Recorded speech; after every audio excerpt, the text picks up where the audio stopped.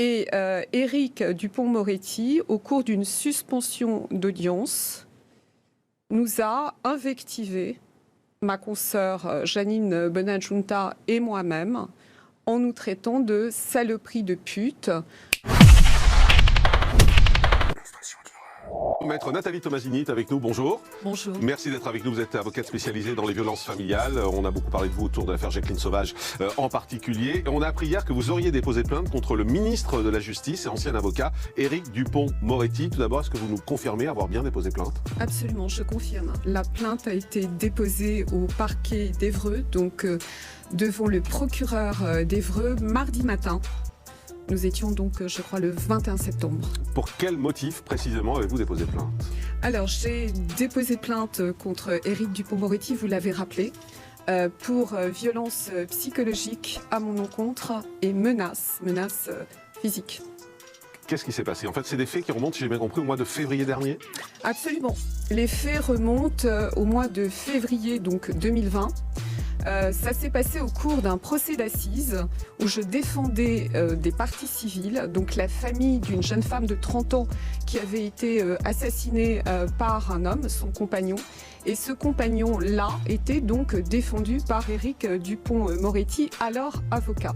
Et Éric Dupond-Moretti, au cours d'une suspension d'audience, nous a invectivé, ma consoeur Janine Bonadjunta et moi-même, en nous traitant de saloperie de pute.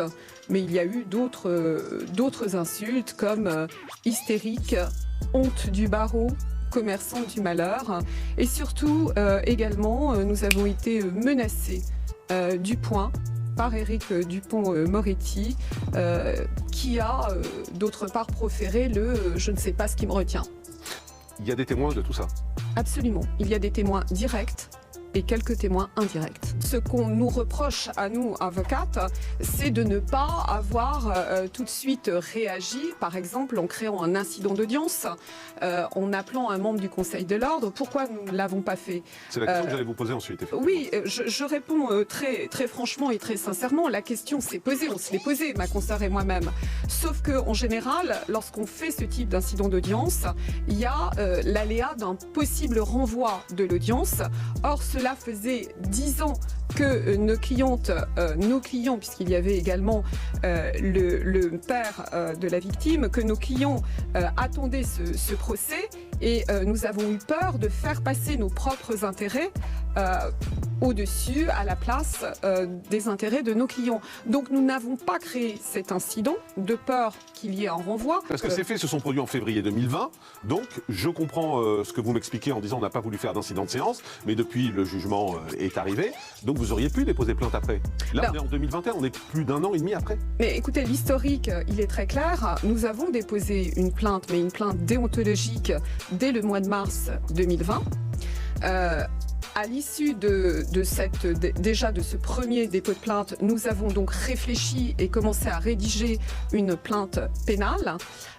Et par la suite, il faut obtenir ce qu'on appelle un visa. C'est-à-dire que lorsqu'on on initie une procédure à l'encontre d'un confrère, d'un avocat ou d'un membre du gouvernement, il faut obtenir un visa de la part de notre bâtonnier. Donc déjà, il faut obtenir ce visa. Et pour l'obtenir, il y a une nécessité de pourparler entre les conseils des deux parties, ce qui a été fait. Éric Dupond-Moretti nie avoir proféré les insultes, les gestes ou les menaces. Il dit que c'est de la calomnie et il menace à son tour de porter plainte. Mais ça, écoutez, c'est la stratégie classique des auteurs. On dépose plainte, une victime dépose plainte, et de l'autre côté, on est dans le déni, dans la négation de ce qu'on a fait, et surtout dans la calomnie réciproque, parce que ça voudrait dire que j'ai menti.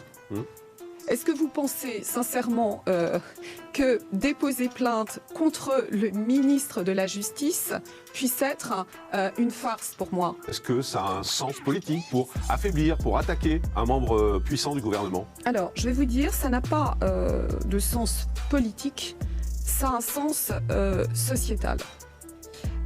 Nous sommes dans une culture de l'impunité d'hommes qui pensent qu'ils ne vont finalement pas être repris sur des propos dénigrants et sexistes. Et là, en l'occurrence, il s'agit de notre ministre de la Justice. Et je vais vous dire, ça en dit long sur les valeurs de notre société actuelle. Merci.